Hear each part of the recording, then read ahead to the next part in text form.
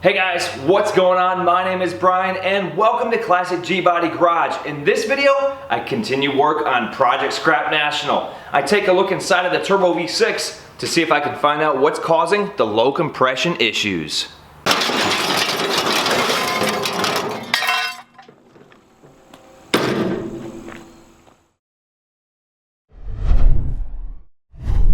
Hey, what's up everybody? Thank you for tuning in here at Classic Gbody Garage. If you are new to the channel, make sure you hit that subscribe button and of course that little bell that will keep you all notified of more great videos like this one. So I am once again working on Project Scrap National, and for those of you who are unfamiliar with what Project Scrap National is, well, it is a 1987 Buick Grand National that was sent to the junkyard. Yeah, it was sent to pull apart used auto parts, and they are a self-service scrapyard. They have many locations throughout the US. They receive hundreds of cars in every week. You go in there, you grab the parts that you need to keep your car on the road. Well, as all of those cars are flooding through the gates of pull apart, this car ended up at one of their locations. Now this Grand National was then set aside, and it is now up to me to find out what this car needs to keep it on the road. Now in the last video, I ran a dry compression test to find out the health of this engine. Found out that cylinder number 5 is low on compression. It has only 60 pounds where the others have around 120. So that is half of what the rest have. So now it is up to me to find out what's going on with cylinder number 5. So I went ahead and got myself this cool little Borescope camera. And what this will allow me to do is take a look down inside of the spark plug hole and find out if there is any catastrophic damage on top of the piston of cylinder number 5. And while I'm at it, I'll take a look at all the other cylinders as well. And if everything checks out okay, I'll pump some oil down inside the cylinders and do a wet compression check to see if that compression will bump up just a bit. And if it does, then I'll start sorting through this engine bay, cleaning things up and finding out exactly what it needs, and then start bolting on some new parts. But first off, let's see what the top of the pistons look like, starting with cylinder number 5. Alright, I have the Borescope camera here on my phone. I have it linked through their app, which is pretty nice, so I can see everything that's going on with this camera on my phone. So I'm going to go ahead and set the phone down here on the cowl so I have a good look at everything that's going on. So let's go ahead and take a look at cylinder number 5, and hopefully we find some good news here.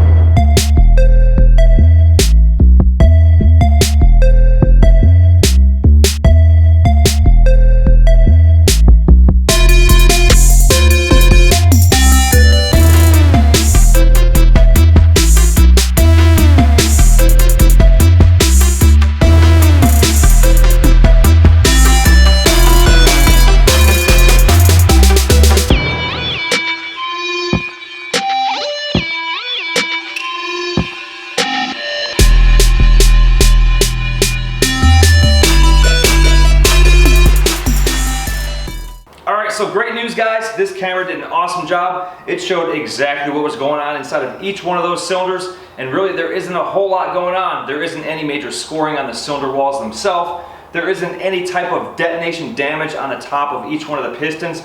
Really just nothing more than a little bit of carbon on those pistons themselves. Now if you did see a few scratches, well, that's just for me taking a screwdriver and putting it down inside of the spark plug hole just to check the depth of the piston itself, just so the camera can get down inside of there and get a good look. So with everything looking good inside of the engine, the next step is to perform a wet compression test. Now what that's going to do is it's going to tell me if the piston rings themselves or the valves are bad. Now we have a compression leak going on, and the air is escaping through the piston rings, or it's going to be escaping through the valves, meaning the valves are not sealing inside of the valve seats inside of the head. Hopefully that's not the case. So what I'm going to do is I'm going to squirt a few pumps of oil inside of the spark plug hole. It's going to coat the piston itself, and then it's going to seal the piston rings against the cylinder, and in turn hopefully bump that compression up to where it needs to be so I can continue work on this car. If it doesn't do anything, that's going to tell me if the valves are not sealing, then the heads have to come off. So hopefully that's not the case.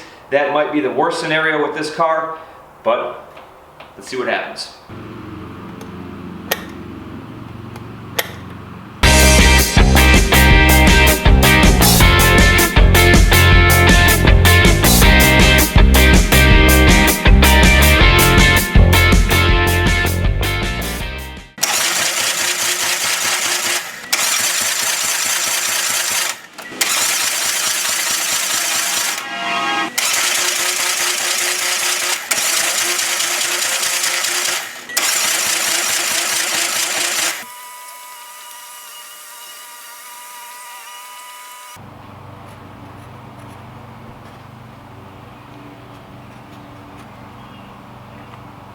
Alright, so some more great news. The wet compression test proved that the piston rings themselves are not sealing against the cylinder walls. The compression went up in each one of the cylinders, and most notably cylinder number 5, where we have 100 pounds of compression. So even though that isn't a whole lot of compression, I feel that is something that I can work with, and I can actually start wrenching on this thing and throwing some new parts on it. So what I have now is I have a set of spark plugs for it, I have a set of wires for it, an air cleaner. I'm going to do a little bit of cleaning under the hood. I'm going to replace some vacuum lines, and also I noticed something that might be an issue is either the turbo is loose or the pipe leading to the turbo is loose. So I'm going to pull that shield off there. I already pulled a few of the bolts off. So hopefully that's not too big of a concern, but we'll find out once I start digging in. So let's go ahead and start throwing some parts on this thing. Alright, so things are looking pretty good underneath here. I went ahead and replaced the spark plugs, the spark plug wires. I went through all of the vacuum lines, and I found that many of them were broken, brittle, just falling apart. So replaced those, and then while I was at it, I replaced the PCV valve because it looked original. And then I pulled the lid off of the air cleaner housing, pulled the old air cleaner out, sucked up any debris that was down in there. There was a bunch of it, and dropped a new filter in there, so we are good to go. So the next step is to find out what's going on underneath this turbo shield. As you can see here, there's some black soot on the top, so I know I have an exhaust leak underneath there, and I showed you guys earlier, either the exhaust pipe leading up to the turbo is loose or the turbo itself is loose. So let me go ahead and pull this heat shield off, and let's see what we find.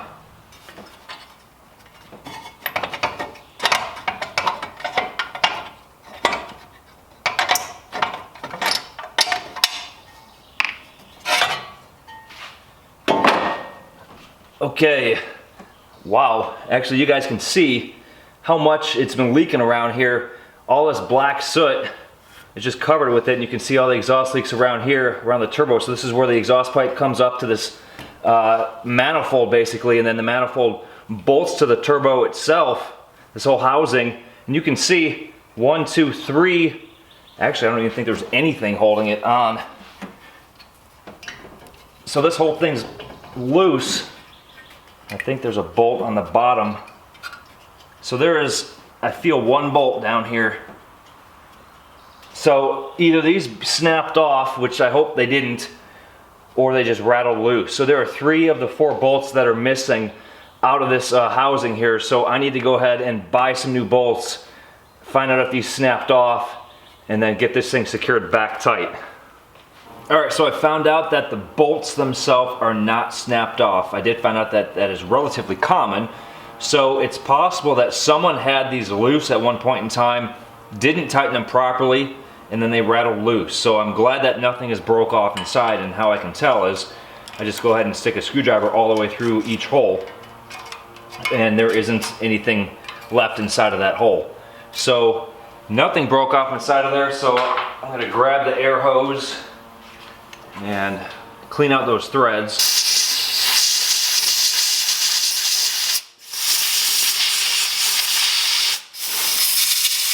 There's rust in that one.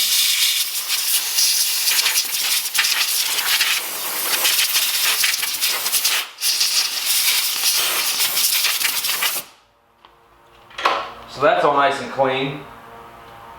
So then I'm gonna put a little bit of oil. I have the new bolts right here. Put a little bit of oil on these threads and then thread them into place. Looks like I have to line it back up while they thread into place. Check this out. I found one of the old bolts. So these did rattle loose. I found it down inside of the frame, sitting down on top of the frame, I should say. So I'll put one of the original bolts back in.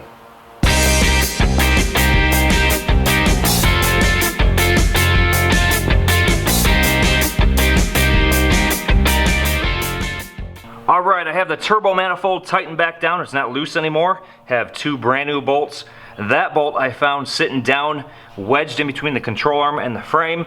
And then there was one other one that I can't show you with the camera back behind this manifold. So everything is nice and tight. It's not loose anymore. So I'm going to go ahead and put the heat shield back on.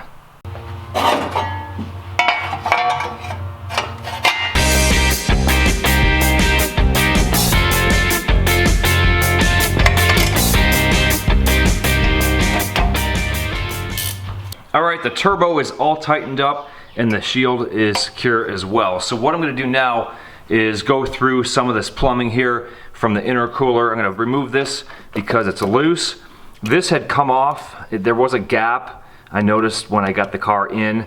I don't think any of this is lining up. And what I found out down below is there's a bracket that goes from the intercooler to the engine.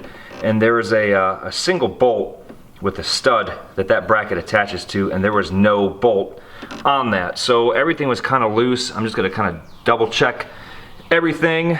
I have a jack down there securing the intercooler itself, bringing everything up.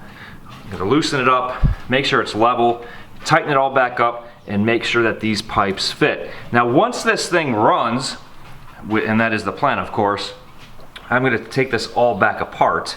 At least when it runs good. I'm going to take it all back apart and clean this intercooler out because there's all sorts of oil and residue in the fins. It's not that bad. It does get airflow through it. You can see it's not completely blocked. But I do want to clean it completely out with kerosene or whatever type of cleaning solution I'll use just to clean it all back up to make sure everything is flowing and the intercooler is getting the cool air or cooling down the air as it should. So let me go ahead and start pulling this apart.